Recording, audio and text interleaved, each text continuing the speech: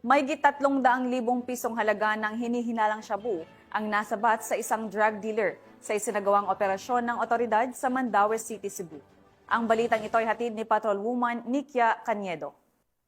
Mga otoridad ang isang drug dealer matapos itong makuhanan ng 340K halaga ng pinaghihinalaang shabu sa isang buy-bust operation na isinagawa sa sitio Aroma, Barangay Subang Dako, Mandaue City, Cebu, alas 9:19 ng gabi nitong Setyembre 27 taong kasalukuyan. Kinilala ni Police Lieutenant Colonel Mark Gifter Sukalit, Chief City Intelligence Unit, City Drug Enforcement Unit, Mandaue City Police Office, ang suspect na si alias Tayi, 33 anyos, residente ng sitio Fatima Parkington, Barangay Subang Dako, Mandaue City, Cebu. Nakuha mula sa suspect ang 10 pakete ng hinihinalang shabu na may kabuuang timbang na 50 gramo at may tinatayang halaga na 340,000 pesos, isang coin purse at buy-bust money. Kasong paglabag sa Section 5 at 11 Article 2 ng RA 9165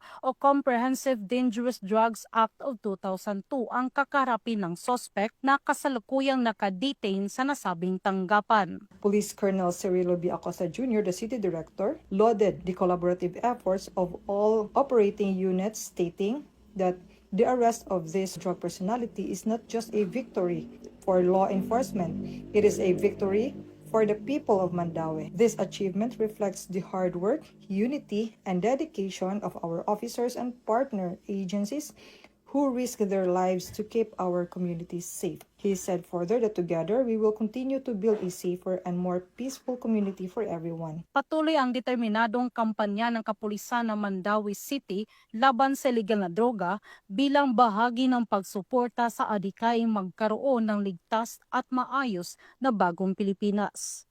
Mula dito sa Central Visayas, ako yung Police News Network Correspondent, Patrolwoman Nikia Caniedo, alagad ng batas, tagataguyod ng balitang pulis.